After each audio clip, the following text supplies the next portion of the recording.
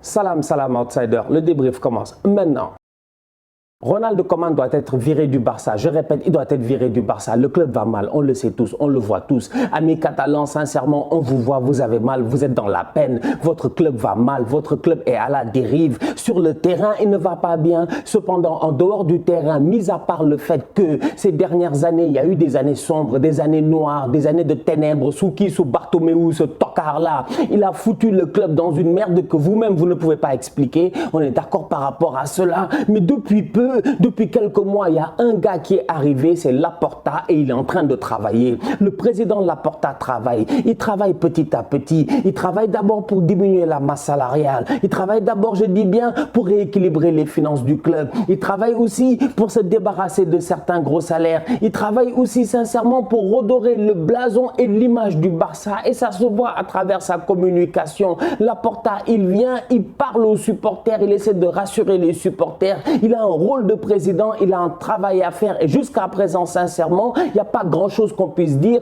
sur le travail de Laporta. Mais pendant que le gars il est en train de faire cela dans les hautes sphères, en bas sur le terrain, il faudrait qu'il y en ait un qui se gère. Et celui qui doit se gérer, c'est qui? C'est Koeman. C'est la raison pour laquelle je dis que Koeman, il faut le virer, c'est un tocard. Il faut le virer, il faut se débarrasser de lui. Koeman, c'est une...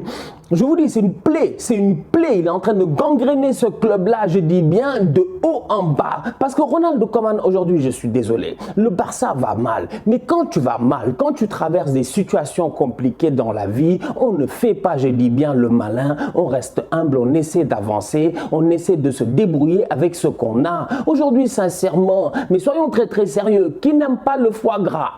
Qui n'aiment pas le caviar? Il y en a, ils n'aiment pas, c'est votre problème, vous ratez. Mais il y en a, ils n'aiment pas le foie gras, le caviar, tout ça, etc. Mais ça, c'est des choses qui sont très très bonnes, c'est des choses qui sont très très douces. Franchement, moi, les huîtres, tout ça, j'adore. Mais le problème, il est simple, c'est que tant que je peux m'en payer, tant que je peux en acheter, j'en achète et j'en consommerai. Mais si je peux plus en consommer, si je n'ai plus les moyens d'en acheter, franchement, mais je me rabattrai sur d'autres choses. En toute honnêteté, je n'essaierai pas d'être là à faire le malin, à vivre au-dessus de mes moyens. Je ne suis pas dans cette philosophie-là. Ronald Koeman, je suis désolé, il est dans cette philosophie-là. Et je vais vous expliquer pourquoi. Parce qu'aujourd'hui, le Barça va mal, on le sait tous. Le Barça n'a pas de joueurs, on le sait tous. L'effectif n'est pas bon, on le sait tous. Les boys sont trop jeunes, on le sait tous. Mais fais avec ce que tu as. Fais avec ce que tu as. Mais le gars, dans sa tête, il est convaincu que ce qu'il a ne le mérite pas. C'est-à-dire que Koeman, lui, il est convaincu que dans sa tête, je pense même que des fois, il pense qu'il est plus grand que le Barça.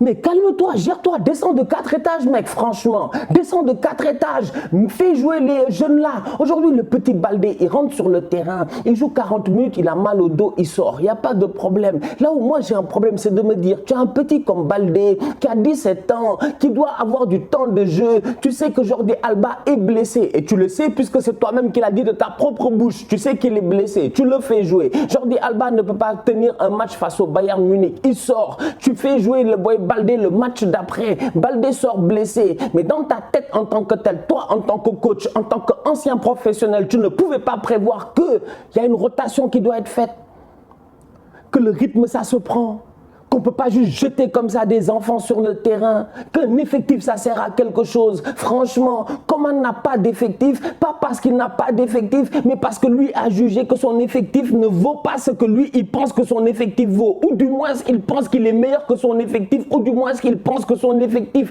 c'est des tocards et que lui il mérite des diamants ou quoi que ce soit. Je suis désolé aujourd'hui, franchement, je dis moi, je regarde le match du Barça et je suis choqué, je suis choqué.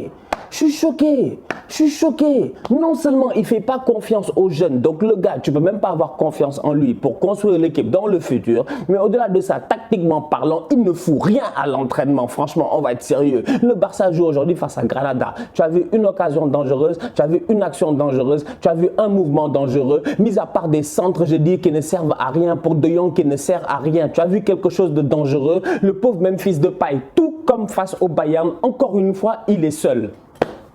Qu'il soit seul face au Bayern, je te dirais, c'est le Bayern. Qu'il soit seul face à Granada, ah mais Djambar, mais franchement, vous allez me rendre fou ici, les Catalans, il faut exprès. Granada n'avait jamais battu le Barça dans son histoire au Camp Nou. L'année passée, ils arrivent, ils font première victoire. C'est qui le coach? Cette année, ils arrivent, ils font match nul.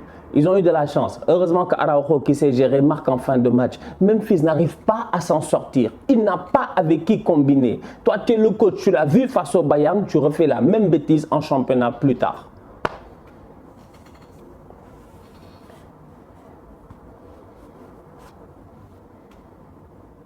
Il est nul. Non, franchement, il est nul. Je ne sais même pas pourquoi on est en train de parler. J'ai vu en commentaire, quelqu'un m'a dit oui, Stan, et puis si il doit partir, on va amener qui? Mais j'ai dit, c'est pas grave. Amenez n'importe qui. Amenez le coach du Barça B, amenez n'importe qui. N'importe qui va être dans la fédération, qui va être là pour fédérer le groupe. N'importe qui va être là pour donner sa chance à tout le monde. N'importe qui ne sera pas là pour être là à être dans des états d'âme, à choisir des états d'âme, à être lui-même dans des je t'aime pas, ta tête ne me plaît pas, t'as dit quelque chose à un moment donné. Le Barça n'a pas besoin de ça. Le Barça a besoin d'un coach qui est là pour amener tout le monde vers l'avant. Pour amener tout le monde vers l'avant, franchement. Je le dis et je le répète encore une fois, comme j'ai eu à dire dans le débrief face au Bayern, intrinsèquement parlant, les boys là, c'est pas des tocards. Hein. Ils ont juste besoin d'avoir quelqu'un qui leur fait confiance, sincèrement. J'ai l'impression que la même équipe du Barça là, tu la donnes à un coach qui va les mettre. Mais prends l'équipe là, tu la donnes à un Benitez, un Ancelotti, un je sais pas moi, tous ces coachs pédagogues là qui aiment bien prendre des équipes de jeunes et en faire quelque chose. Donne-leur cette équipe là et tu vas voir s'ils vont pas mieux jouer. Franchement, non, comment il est nul. La formation tactique de départ était bonne, le système était bon. Là où je ne comprends pas, et c'est là où je dis encore une fois que c'est de la faute du coach. Parce que mentalement, tu as quelque chose qui ne marche pas dans la tête des boys là. Dest, il est à droite, il fait un match de tocard. Il ne sert à rien. Il fait absolument rien.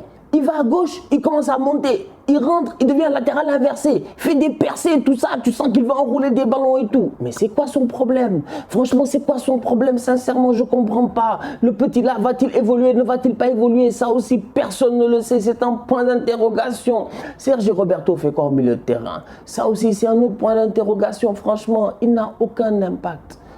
Il n'a aucun impact. Mais de où ça fait aussi longtemps que tu es dans un club? Tu as même peut-être... Ah, le Barça. Moi, je sais pas, les Loguito, Massian, tout ça, comment ils font?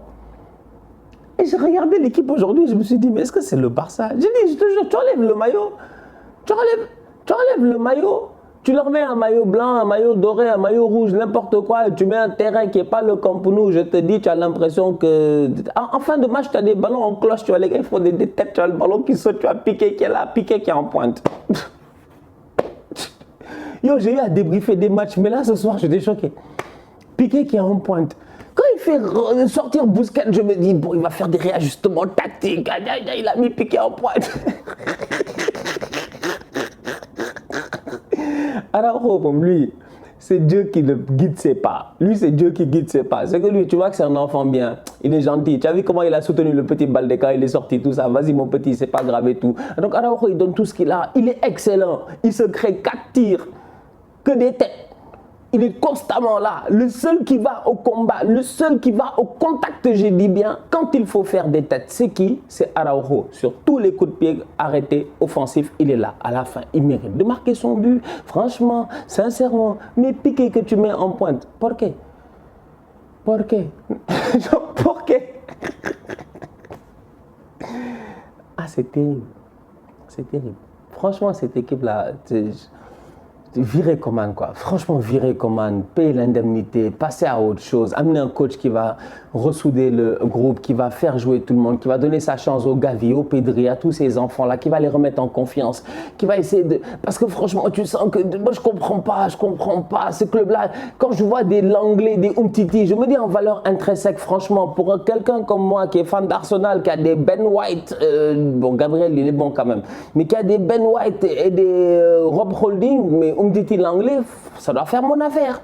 Mais de où ils sont en train de se rouiller là-bas sur le banc, tu les vois, ils sont rouillés. Ils sont là-bas, ils sont en dépression.